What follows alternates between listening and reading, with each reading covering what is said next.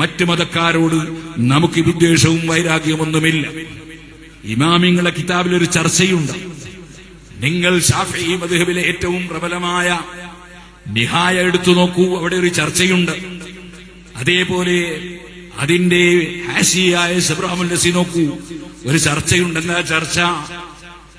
നമ്മളോട് സൗഹാർദ്ദത്തിൽ ജീവിക്കുന്ന അമുസ്ലിം സഹോദരന്മാർ മുസ്ലിം പണ്ഡിതന്മാരോട് വന്ന് പറഞ്ഞു, മഴയില്ലാതെ ബുദ്ധിമുട്ടിലാണ് ഉസ്താദേ, നിങ്ങളൊന്ന് മഴയെ തേടുന്ന നിസ്കാരം നടത്തി പ്രാർത്ഥിച്ചു തരണമെന്ന് പറഞ്ഞാൽ ആ അമുസ്ലിം സഹോദരന്മാർക്ക് മഴ കിട്ടാൻ വേണ്ടി പ്രാർത്ഥിച്ചു കൊടുക്കണം, കാരണം അവരും മനുഷ്യരാണ് എന്ന് നമ്മുടെ ശാഫിഈ മദ്ഹബിലെ ഏറ്റവും പ്രബലമായ കിതാബായ നിഹായിയും സബ്റാമുൽ നസിയും നോക്കുന്നവർക്ക് കാണാം. എന്നാൽ അവിടെ ഒരു കാര്യം അവർ ഉണർത്തി, ഇതേ പ്രാർത്ഥന നടത്താൻ സുന്നികളല്ലാത്തവർ പറഞ്ഞാൽ അവർക്ക് പ്രാർത്ഥിച്ചു കൊടുക്കാമോ? സുബ്ഹാനല്ലാഹ്. സൗഹാർദ്ദത്തിൽ ജീവിക്കുന്ന അമുസ്ലിമീങ്ങൾക്ക് പ്രാർത്ഥിച്ചു കൊടുക്കണം എന്ന് പറഞ്ഞ ഇമാമിങ്ങൾ ചർച്ച ചെയ്യാണ്. സുന്നികളല്ലാത്തവർ അവർക്ക് പ്രാർത്ഥിച്ചു കൊടുക്കാൻ പറഞ്ഞാൽ പ്രാർത്ഥിച്ചു കൊടുക്കാമോ? അവര് പറയുന്നു പ്രാർത്ഥിച്ചു കൊടുക്കാൻ പാടില്ല. എന്തുകൊണ്ട്? മുസ്ലിം പണ്ഡിതന്മാർ അവർക്കങ്ങനെ പ്രാർത്ഥിച്ചു കൊടുക്കുന്നത് കണ്ടാൽ മറ്റുള്ളവര് ധരിക്കും അവർക്ക് വലിയ കുഴപ്പമൊന്നുമില്ല എന്ന് ധരിക്കും. അതുകൊണ്ട് പണ്ഡിതന്മാർ അങ്ങനെ പുത്തൻവാദികൾക്ക് പ്രാർത്ഥിച്ചു കൊടുക്കാൻ പാടില്ല എന്ന് ശാഫിഈ മദ്ഹബിലെ പ്രബലമായ ഗ്രന്ഥത്തിൽ കാണാം. നിഹായിയും സബ്റാമുൽ നസിയും നോക്കിക്കോളൂ. അതുകൊണ്ട് സുഹൃത്തുക്കളെ, സമസ്ത കേരള ജമിയത്തുൽ ഉലമ അത് രൂപീകരിച്ച് പ്രവർത്തിക്കുന്ന കാലം, അതിലേക്കൊന്നും ഇപ്പോൾ ഞാൻ കടക്കുന്നില്ല. ആ കാലം കുറച്ച് മുന്നോട്ട് നീങ്ങി 953 ശംസുൽ ഉലമ ഖുത്ബി മുഹമ്മദ് മുസ്ലിയാർ അവർ അന്ത്യവിശ്രമം കൊള്ളുന്ന കണ്ണൂർ ജില്ലയിലാണ്. അള്ളാഹു അവിടുത്തെ ദറജ വർദ്ധിപ്പിച്ചു കൊടുക്കട്ടെ. ചുക്ലിയിലാണ്.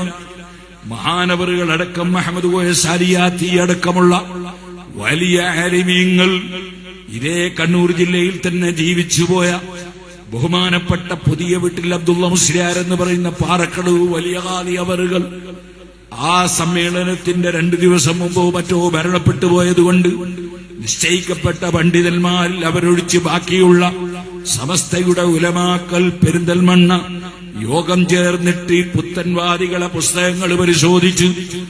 അന്ന് അവര് പിഴച്ചുപോയവരാണെന്ന് പ്രഖ്യാപിച്ചതിന്റെ പുറമെ അവരോട് എങ്ങനെ പെരുമാറണം എന്നത് രേഖപ്പെടുത്തുമ്പോൾ അവർക്ക് വിവാഹം കഴിച്ചു കൊടുക്കരുത്, അതേപോലെ അവരെ തുറന്ന് നിസ്കരിക്കരുത് തുടങ്ങിയതൊക്കെ പറയുന്നതിന് മുമ്പ് ആദ്യം പറഞ്ഞ കാര്യം അവരുമായി കൂടി പെരുമാറാതിരിക്കുക. എന്തിനാണത് പറഞ്ഞത്?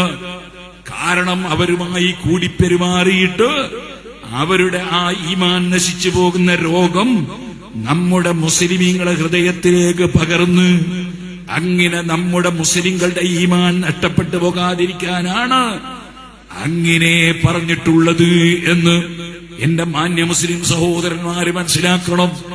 ആ പണ്ഡിതന്മാരെ 100% പിന്തുടർന്ന് അന്നത്തെ ഉലമാക്കൽ പറഞ്ഞ അതേ നയത്തിലും അതേ ആശയത്തിലുമായി മുറുകെ പിടിച്ച് മുന്നോട്ട് പോകുന്ന സമസ്ത കേരള ജമിയത്തുൽ ഉലമ, അതാണ് താജുൽ ഉലമ നേതൃത്വം നൽകിയത്, അതാണ് സുൽത്താനുൽ ഉലമ നേതൃത്വം നൽകിയത്, അതാണ് റഈസുൽ ഉലമ നേതൃത്വം നൽകുന്നത്.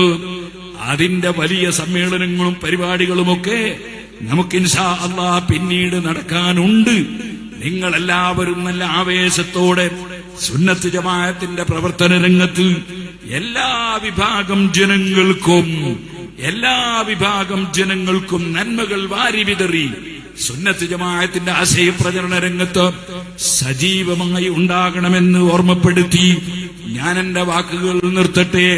അർഹമുർ റഹീമീനായ റബ്ബേ, മഹാനായ ശൈഖുനാ അവറുകൾക്കും അതുപോലെ ഞങ്ങളെ സർവ്വ ആലിമീങ്ങൾക്കും നീ അല്ലാഹുവേ നിന്റെ പൊരുത്തത്തിൽ ഞങ്ങൾക്കും നല്ല ഹിമ്മത്തോടെ ആരോഗ്യത്തോടെ ദീർഘ ആയുസ് നൽകണം റഹ്മാനെ.